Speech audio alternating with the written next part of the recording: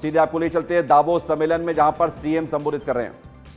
के ज़माने में और कई कारणों से बिजली की खपत तो बहुत बढ़ रही है, लेकिन फिर भी जितनी रिन्यूएबल एनर्जी की महत्ता है, सच में माननीय मंत्री जी के और माननीय प्रधानमंत्री जी के आशीर्वाद से मध्य प्रदेश का भौगोलिक एरिया बहुत बड़ा है, लेकिन कई कारण से उसकी अनुकूलता भी है, जिसका लाभ हम उठा रहे हैं।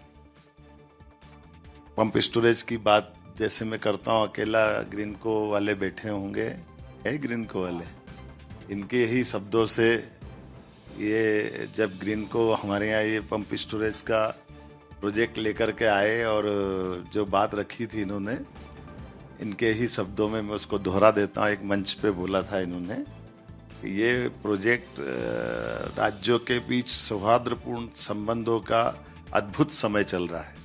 हमारे राज्य के परस्पर भारत के अतीत के काल में मोदी जी के पहले कर्नाटक, तमिलनाडु, आंध्र किसी और राज्य से भिड़ रहा है, आपस के संघर्ष चल रहे हैं, लेकिन अपने राज्य के संसाधनों के बीच सौहार्दपूर्ण संबंध बनाते हुए हम एक दूसरे के साथ कितने अच्छे ढंग से काम कर सकते हैं, उसका उत्कृष्ट उदाहरण है कि हमारा 20 साल से राजस्थान से पानी के बंटवारे का झगड़ा चल रहा था। हमारा पानी ज़्यादा लेगा, कम लेगा।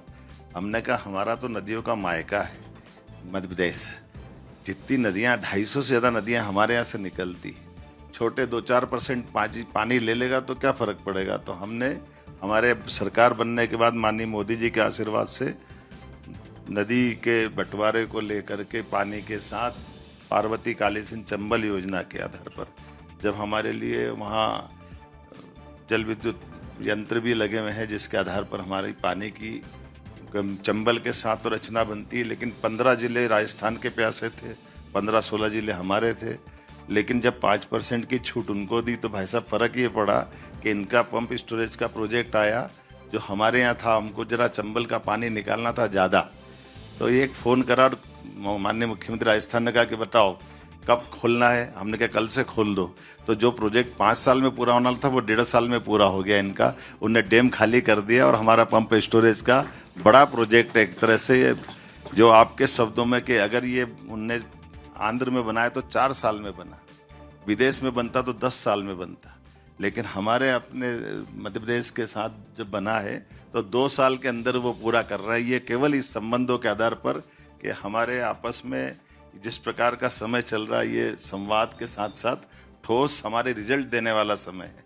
इसलिए एक नहीं, ऐसे कई सारे सेक्टर में, जैसे अभी आपने बात कही होगी कि हमारे पास रीवा के 750 मेगावाट से हमारी रिन्यूएबल एनर्जी की कहानी प्रारंभ हुई, तो दिल्ली की मेट्रो भी हमारी बिजली से चल रही है। हमें इस बात की प्रसन्नता है, लेकिन केवल इस पे नहीं चलेंगे। इसी अनुभव से नीमच में 170 मेगावाट का सोलर परियोजना, जिसके बारे में बताया है कि 2.4 अमेरिकी सेंट का यूनिट का जो दर वास्तव में इतना कम है कि ये बाकी को प्रेरणा देगा।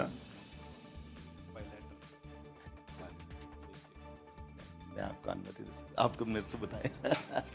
मेरी अपनी ओर से जोशी जी का आभार धन्यवाद देता हूं मैं भी कि आपने हमको मौका दिया हमारे सेशन के साथ इस चर्चा करने का।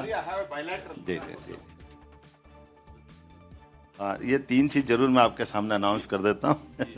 बता दें जरा आप एक बार कि ये हमारे यहाँ जो एक तरह से तीनों आप ही बता दो मनु। सर ये पिछली बार sir cabinet announced 3 storage projects of increasing duration.